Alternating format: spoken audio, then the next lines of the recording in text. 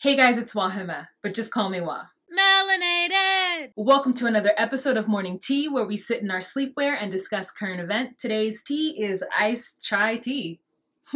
Let's start with some pop culture tea. Here's the tea. One of the Kardashian Jenner children is pregnant. Let's move on to some politics tea. Here's the tea. In response to Trump's speech at the UN last week, Kim Jung Un had some things to say. Basically, he's like, yo, bro, you're not gonna sit back and say you're gonna totally destroy my country. Say that you're gonna use any means necessary to come after me and my people. You're not gonna judge the way I starve my folk because I do what I want, okay? He got in front of a camera and directly addressed the people, which he rarely does, to clap back at Mr. Trump. And I quote, saying things, "I am now thinking hard about what response he could have expected when he allowed such eccentric words to trip off his tongue. I will surely and definitely tame the mentally deranged U.S. Dotard with fire." I mean, Kim Jung Un is going back into history and pulling up words like Dotard. I think it's pronounced Dotard.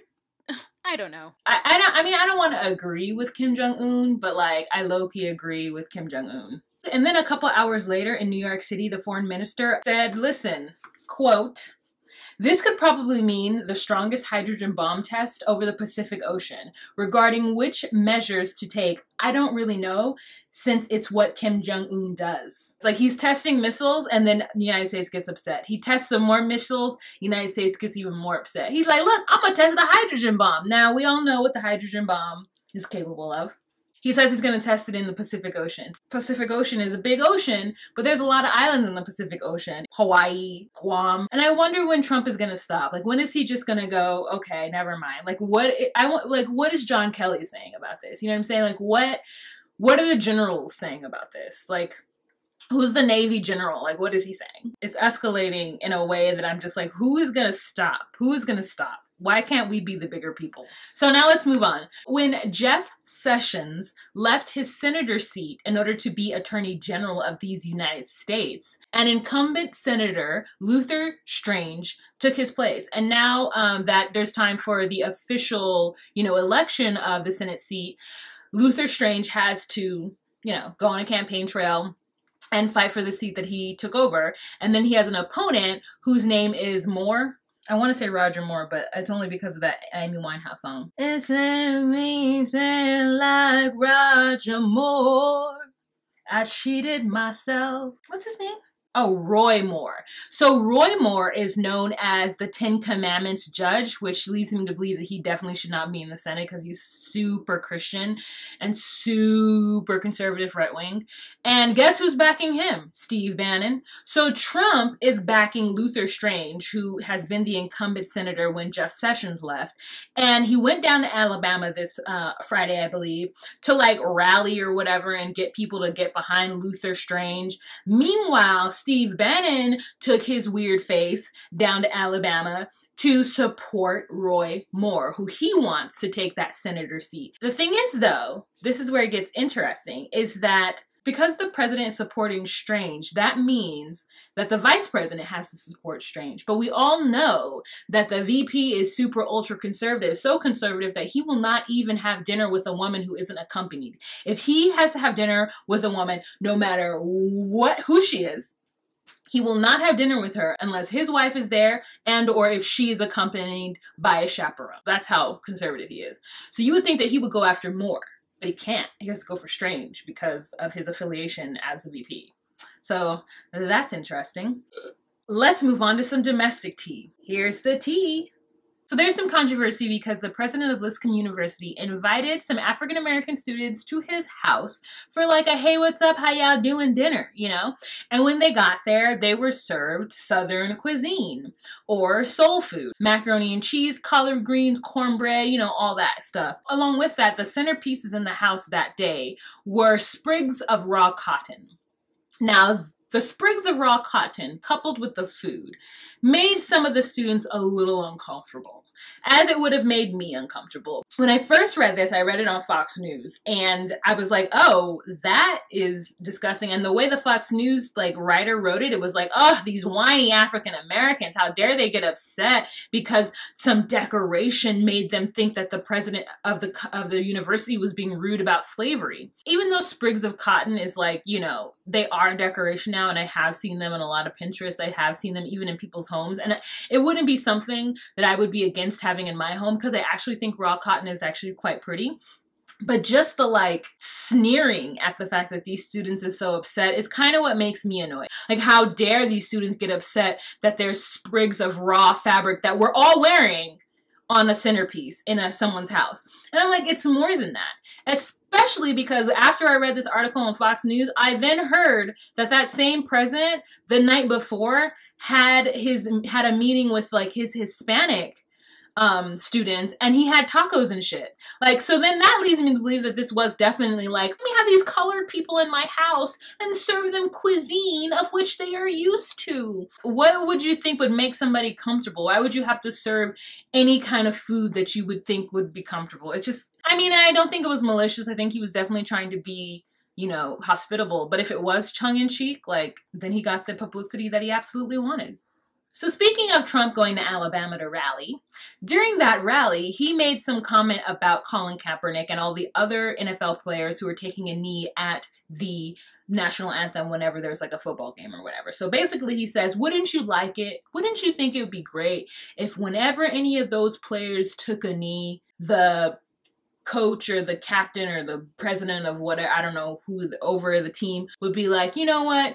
Get that son of a bitch out of here. This man said, as our president, son of a bitch, to get them riled up about the fact that anybody who takes a knee and doesn't respect our flag or think our country is the greatest at every moment in their entire existence should be fired.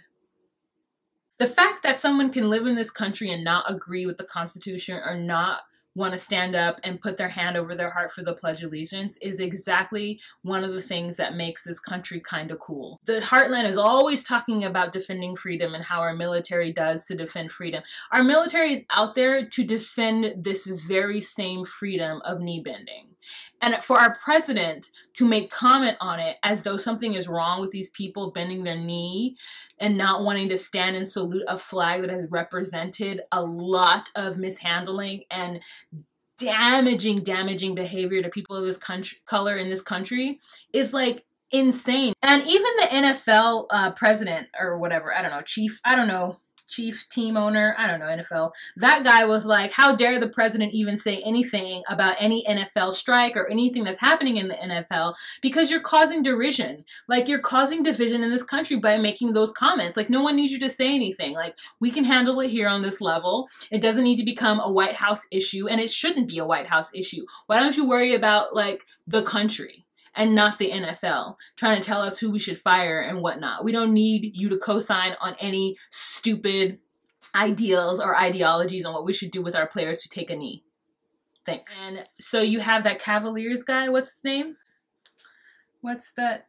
He's a popular basketball player. You know the basketball player. What's his name?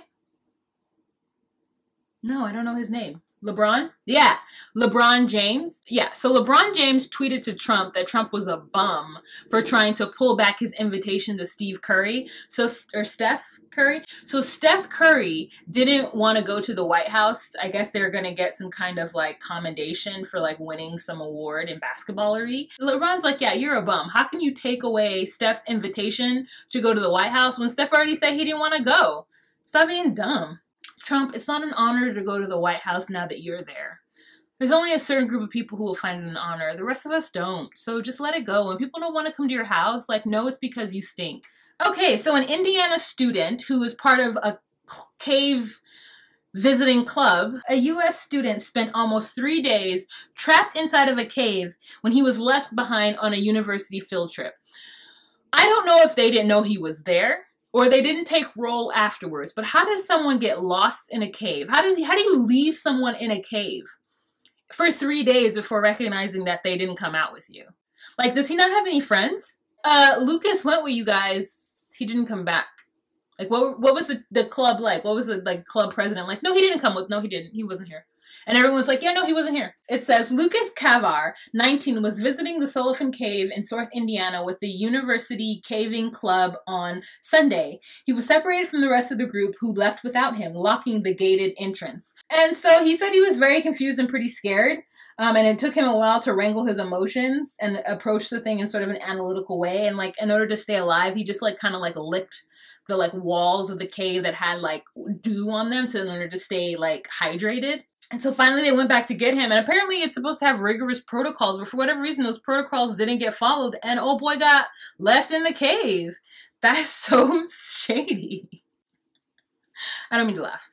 So after Hurricane Maria, Puerto Rico was hit really, really bad, right? And then a dam broke. So the dam released, and now all these people are flooded. 70,000 people were ordered to evacuate, and they've even sent, like, help from the mainland, help from the US down there. So I actually have a friend whose brother-in-law is in Puerto Rico right now helping with the damage, and we're in California, so, like, they've called firemen and women from all over the country to go over there and help. So my prayers are out for Puerto Rico right now, and I hope things are shaping up. My prayers are still over there for the island of, I call it Dominica, but that's not how you say it. It's Dominica. Yeah, the island of Dominica, British and US Virgin Islands.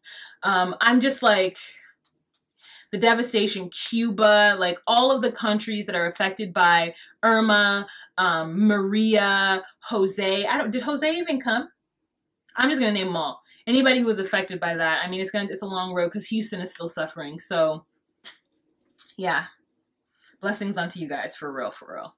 Another thing, California is suing Trump. The California Attorney General is suing Trump because of this wall situation. I guess something came down saying that, California has to participate in this building of the wall. And California is like, no. No, we're not going to have a wall. I'm sorry. Thank you. Thank you, though. Thank you. We got it. Okay, so let's move on to some international news. Here's the tea.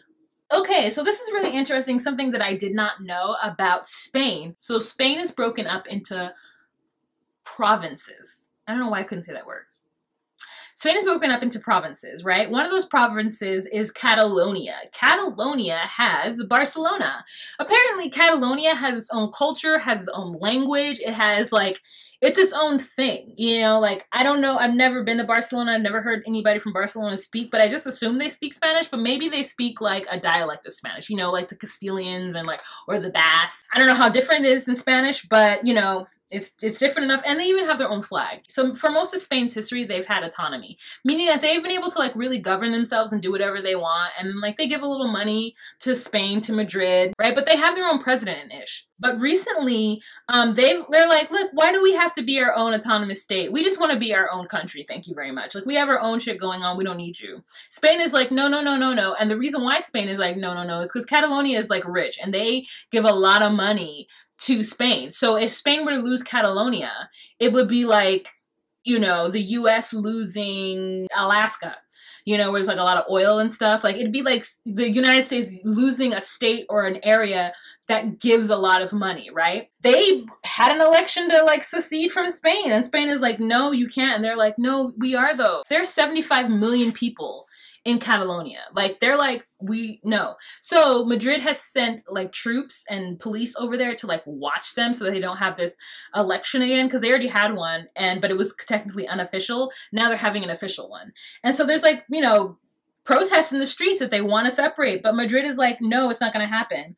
Like, so the Prime Minister, Mariano Rajoy, said, I say this both calmly and firmly. There will be no referendum, and it won't happen. The referendum was for Catalonia to be able to hold these official elections to separate. They even seized 10 million ballots of this referendum. They don't even want them to actually cast the vote, because if they do cast the vote officially and it comes in, then Spain is going to have to do something. Like, Madrid's going to have to see it, and maybe the world will see it. But now it's like, they're going to go through a civil war, guys. Like, Catalonia is not having it. They're like, we can live on our own. Thank you very much. We cool. Okay, so another thing that I couldn't really talk about last episode because, I got caught up was somebody actually told me how to say their name.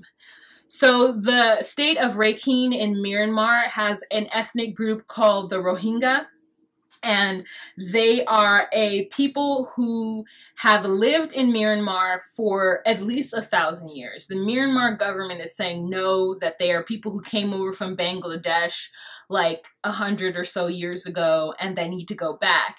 And the main thing is that they're Muslim, and Myanmar is mainly Buddhists. And so they want to kick them out, and they have been killing them. There has been a crazy genocide against the Rohingya people who live in Rakhine, the Rakhine state. Myanmar military has been known to go to towns and just burn down houses with people in them in order to get them out. They have shipped them, put them on boats and just shipped them to other places like Vietnam or other countries like Bangladesh or India.